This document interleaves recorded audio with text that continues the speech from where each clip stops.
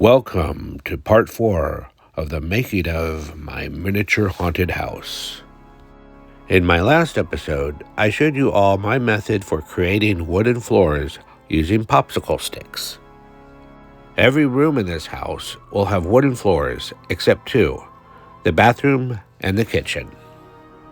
In this episode, I will demonstrate my method of creating miniature tile floors using ordinary chipboard, which is the same lightweight cardboard you can find on the back of your spiral notebook.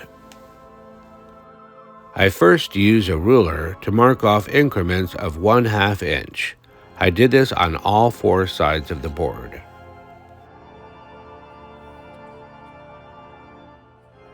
I then connect these marks with lines until I formed a grid of 1/2 inch squares.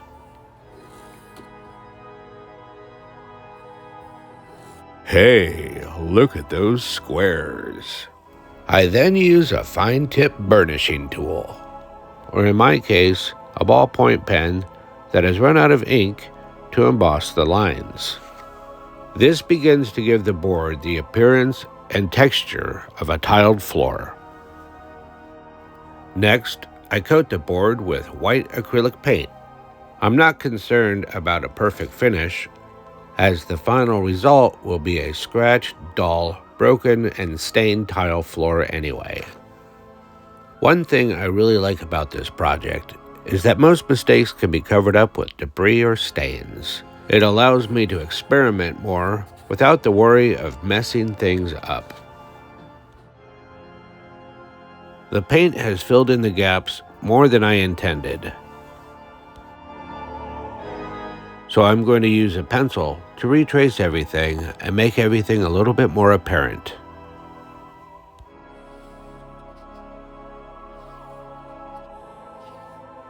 I'm using a sharpened Hello Kitty pencil.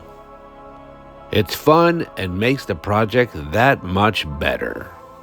Hello Kitty. I could have just bought some cheap miniature floor tiles. It probably would have been much faster.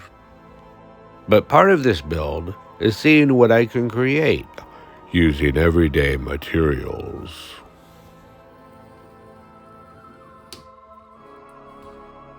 I then use a scribing tool, or in my case, a nail, to engrave the lines between each tile. Whoa, look at that. Now that's magic. And there you have it. One soon-to-be spooky, creepy, haunted bathroom floor. In the previous episode, I created a wooden floor for this room before deciding to make it into the bathroom. I also decided to run the boards lengthwise to match the rest of the floors in the house. So I pulled everything apart and rebuilt the floor. This way, all the floorboards in all the rooms run the same direction. Before, after. Much better. So with most of the wooden floors finished, it's time to install the tiled floor.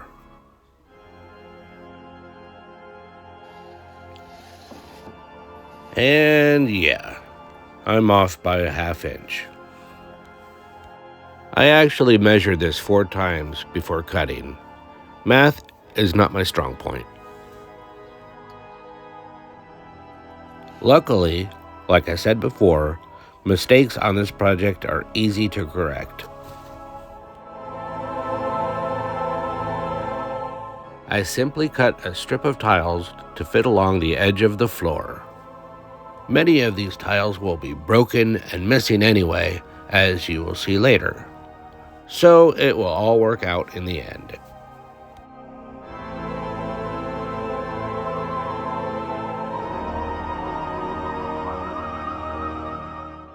I'm really liking how all of these floors are coming along.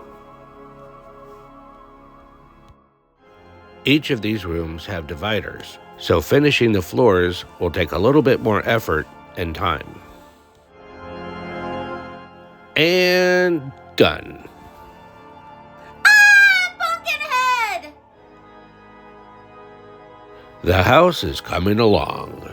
The floors are finished and they're really starting to tie everything together.